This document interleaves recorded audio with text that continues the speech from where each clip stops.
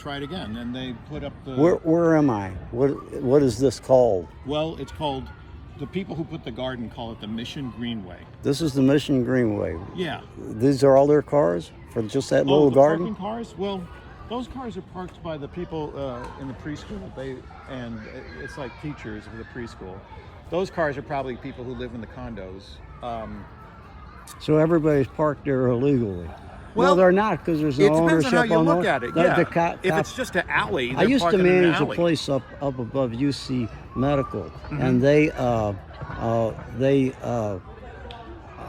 the fuck they? Oh yeah, this place was, they built it totally and with their own street going up a ball going up at the top. Really beautiful place, and they owned it, and they wouldn't let PG&E put poles on it, and they wouldn't let the city come in and write tickets for people who were parked there. The city came in and put signs. They said, this is private property. You can't do that. Mm-hmm. And so they got by with it until the one manager went on vacation. I'm reading back on all the records. This is 30 years ago, 40 years ago. And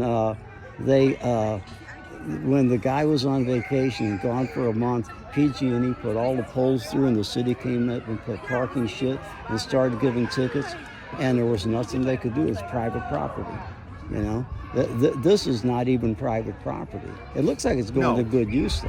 What they're saying is... Why is the gate on the other end open and this one's not? Because it's convenient. It's like when the owner... Convenient. It's not convenient for me. I'm trying to walk through. I think locking it up is what's illegal. Yeah. I think the whole gate should be gone. The whole fence should be gone. Yeah, that's...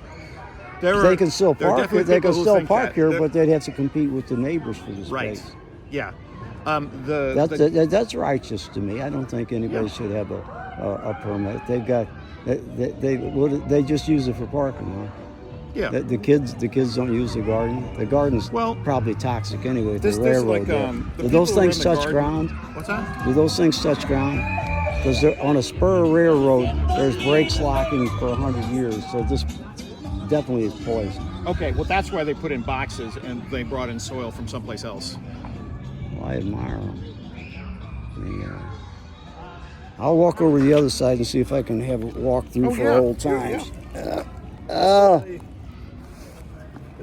I brought my dog by yesterday and couldn't get in, and my dog, I just got him a month ago, and he's a cute little thing. Yeah. But he has no stamina. So I'm walking from 14th and Valencia. Yeah. He's a mutt, you know. He thinks, no, he doesn't think. He's a wonderful little guy that lost almost his mom was 90 and she died, and left it to her daughter who didn't want it and abused it. And so the mom's caretaker took it, and a friend of mine married his caretaker, and they were friends, and so they put it on Facebook. Nobody would take it because of all the damage on it. And so I took it and had him a month, and he's cool. But I like to walk a lot because that's the only way to keep it going. And I had to carry that little sucker from like 22nd and then to here. And then we alternated blocks for a fucking mile back and all that shit. But he's worth it. He's worth it. What does this say? Does it say Mission Greenway? It's going to say Mission Greenway. Some of the boxes say Mission Greenway. I think that's a terrific name they thought up because that's what they want. You want to be able to walk through it and have some greenery on the way. Have they done it before? How many projects have they done?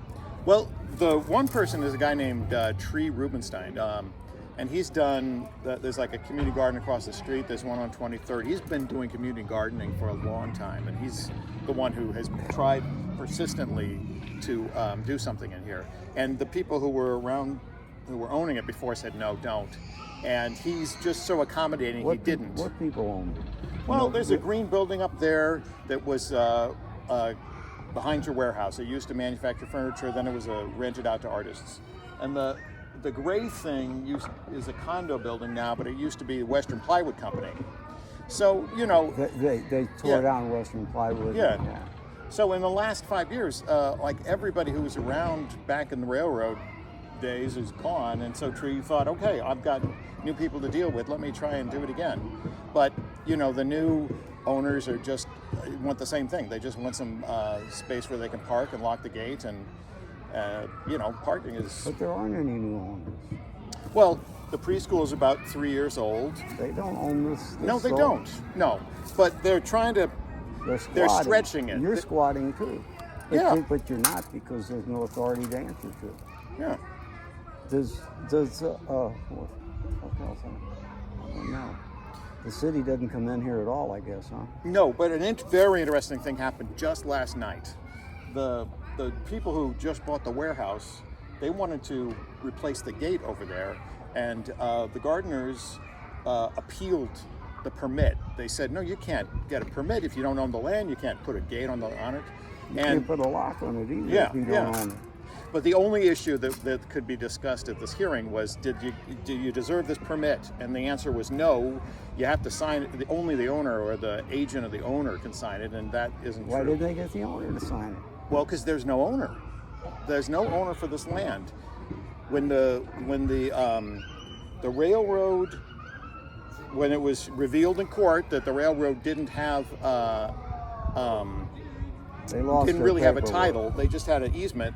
You have to figure out, all right, who was the last person who actually owned it? It was a company that went out of business in 1934. So, was there a name on that? Yeah, it's called the John Center Company. But what John Center? John Center had a lot of real estate around the Mission, and then when he died, some of his property was owned by a thing called the John Center Company. Did he own a property abutting this?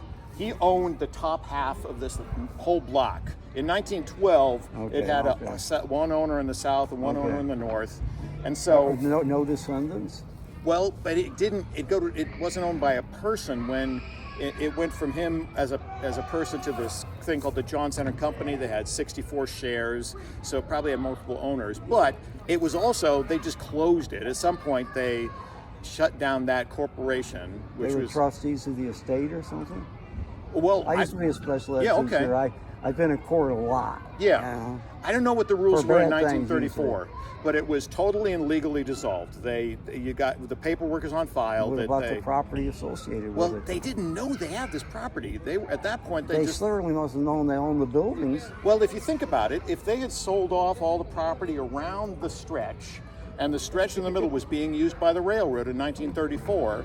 They probably didn't pay any attention to that being their land. They probably thought, well, it's the railroad's land, and they lost track. Or else they thought, well, it belongs to the people who own the neighboring property or something. But I think it just fell off the books, honestly. If the John Center Company had sold the pieces around it, they wouldn't have paid any attention to the railroad bit in the middle. I have a conclusion. Okay. I'm gonna go around walking anyway. But, I'll meet you over there and we'll keep talking. The city should do eminent domain and make it a fucking park. That's exactly what they said last night at the Board of Appeals. I've been doing these things from a student side for a long time.